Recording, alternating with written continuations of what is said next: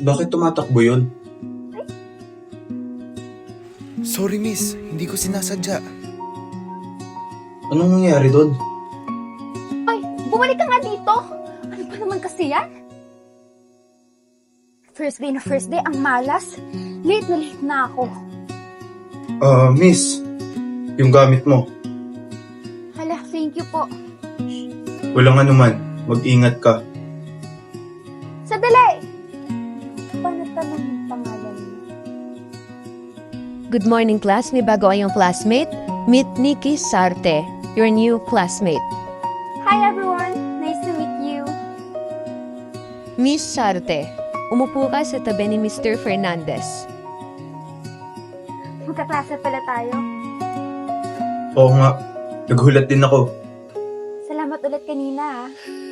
Mr. Fernandez, since ikaw ang class president natin, ikaw ang magtutur kay Miss Sarte dito sa school. Sure po, ma'am. Class, I would like to announce nga din pala na next week na gaganapin ang JS prom nyo. So be prepared. Yes, Nikki?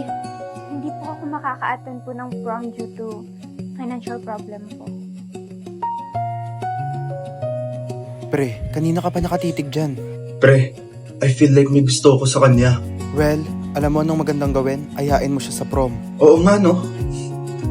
Nikki, Yes, JV? pwede ba kitang makapartner sa prom? Alam mo namang hindi ako makakasama sa prom, di ba? Sabi ko na yun kahapon.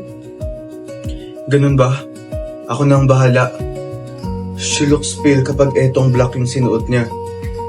Pero she looks beautiful pag itong white yung sinuot niya. Sana magustuhan niya to. Iiwan ko na lang dito. Ano to? Galing kay JV? Bagay ko siya. I'm sure siyang magiging prom queen that night.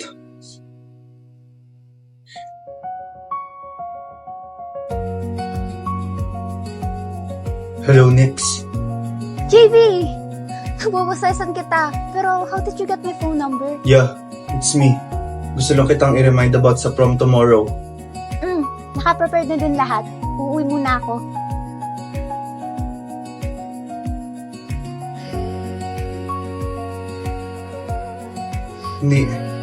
Nikki, nandito na ako.